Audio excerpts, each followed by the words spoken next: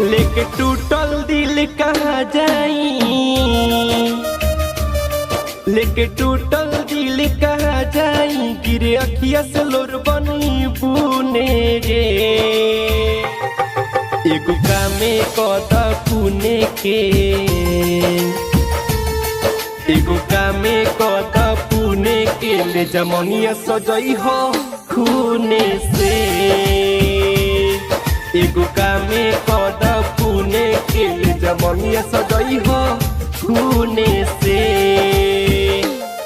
लेके टूटल दिल कहाँ जाई,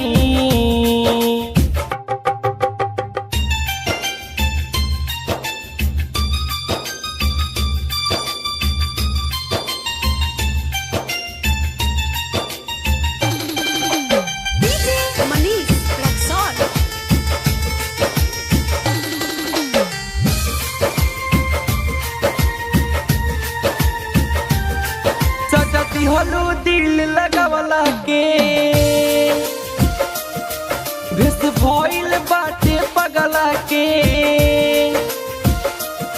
वादा कइल जान भुला दिहलू, बचपन के प्यार मिटा दिहलू। तोड़ दिहलू सपना सजावल तू,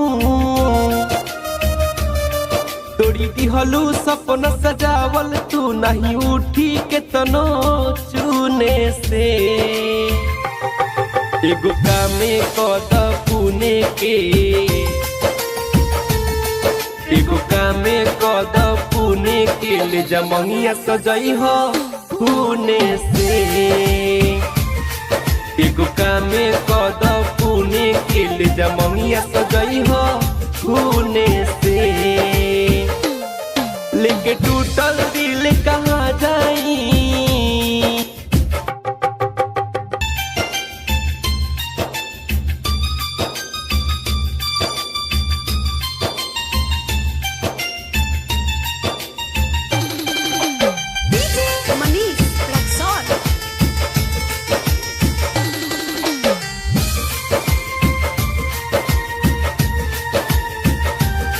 हाथ धइलू जाके बंधन के, बुझला दी दिहलू तू गम के। तू बता के जाओ बिटू के कमी, ऐसे तू हमके सतावा जनी। नहीं जियब तोहरा बिनु रानी, नहीं जियब तोहरा बिनु रानी। कही बतिया जई हो सुनु के, एगो कामे कद पुने के,